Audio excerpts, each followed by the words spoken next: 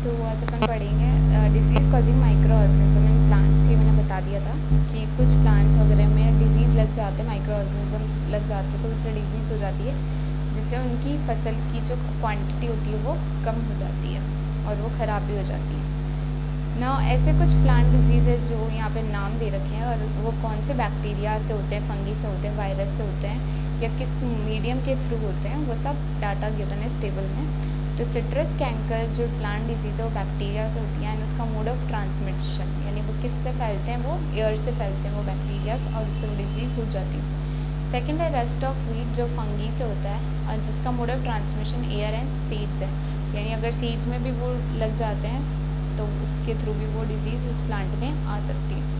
Third है yellow vein mosaic of भिंडी, ओकरा, इंग्लिश में भिंडी को ओकरा कहते हैं। तो माइक्रो ऑर्गेनिज्म इसका है वायरस, वायरस के थ्रू फैलती है डिजीज़, एंड थ्रू इंसेक्ट्स, यानी इंसेक्ट्स इसका कैरियर होते हैं, एक जगह से वायरस को पिक करके दूसरी जगह ले जाते हैं। और कभी कभी क्या होता है, बहुत ज़्यादा केमिकल्स जो अपन यूज़ करते हैं माइक्रोब्स वगैरह को मारने के लिए, उनसे भी प्लांट्स में जो है quantity.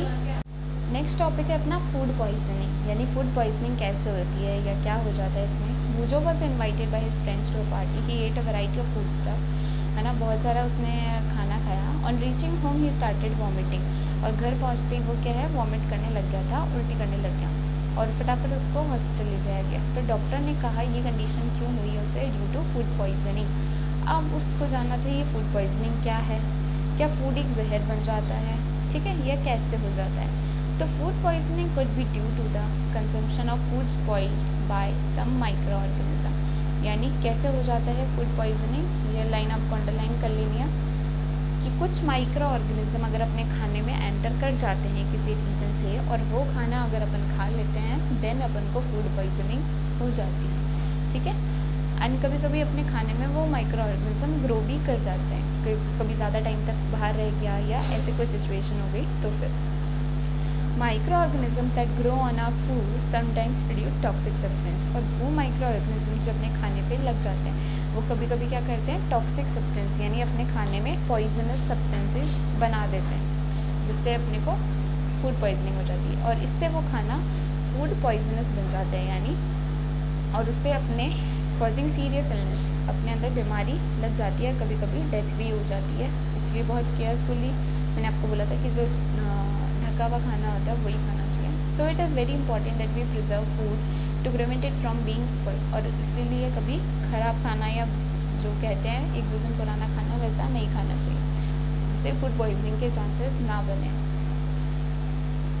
Now second topic is food preservation, यानी अब अपन ने पढ़ा कि फूड को प्रिजर्व करके नहीं रखते तो कुछ डिजीजेस हो जाती हैं, तो फूड को प्रिजर्व करके कैसे रखें, उसके क्या क्या मेथड्स होते हैं, और किस चीज़ को कैसे प्रिजर्व किया जाता है, सब चीज़ों के अलग अलग मेथड्स होते हैं। जैसे अगर आप देखो ब्रेड है, ब्रेड को अपन बाहर छोड़ दें मॉइस्ट कंडीशंस में, एयर उसको मिल जाए और वाटर थोड़ी सी मॉइस्चर मिल जाए, तो उस पर फंगी लग जाती है, तो वो माइक्रो ऑर्गेनिज्म लगते हैं, बेसिकली फंगी माइक्रो ऑर्गेनिज्म है, और उससे वो खाना ख़राब हो जाता है, उससे स्मेल चेंज हो जाती है, टेस्ट चेंज हो जाता है, खाने का कलर भी चेंज हो जाता है। क्यों? क्योंकि इसमें केमिकल रिएक्शन हो जाती है, वो माइक्रो ऑर्गेनिजम्स केमिकल रिएक्शन कर देते हैं इस खाने में। पहली bought some mangoes but she could not eat them for a few days, यानी वो मैंगोज परचेज करके लाई बट कुछ दिनों तक उन्हें खा नहीं पाई। Later she found that they were spoiled, यानी वो ख़राब हो गए, एंड रोटन, वो गल जाते हैं। But she knows that the mango pickle her grandmother makes does not spoil for a long time, पर जो अचार डलता है किसी भी चीज़ का, वो भले वो बहुत लंबे समय तक चलता है, 4-6 महीने, 8 महीने, साल भर, वो ख़राब नहीं होता है। तो वो कंफ्यूज थी कि अचार तो ख़राब नहीं हुआ, बट अपन अगर कोई भी चीज़ ऐसे रॉ लाते हैं तो वो 3-4 दिन में मैक्स टू मैक्स ख़राब हो जाती है। तो फिर उसने कुछ मैथड्स देखे इससे related. Salts and edibles oils are the common chemical general use to check the growth of micro organism, तो सबसे ज़्यादा सॉल्ट और एडिबल ऑयल से ही चेक किया जाता है कि माइक्रो ऑर्गेनिजम्स ग्रो होंगे नहीं होंगे। Therefore they are called preservatives. इन दोनों के थ्रू नमक लगाने से और ऑयल में उसको रखने से वो चीज़ें ख़राब नहीं होती हैं। इसलिए कभी आपने देखा होगा कि अचार वगैरह में ऑयल का एक लेवल मेंटेन करके रखना पड़ता है, जहाँ ऑयल नहीं रहता वहाँ फंगी ग्रो होना स्टार्ट हो जाती है। इसीलिए इनको प्रिजर्वेटिव्स कहा जाता है, ऑयल एंड सॉल्ट्स को।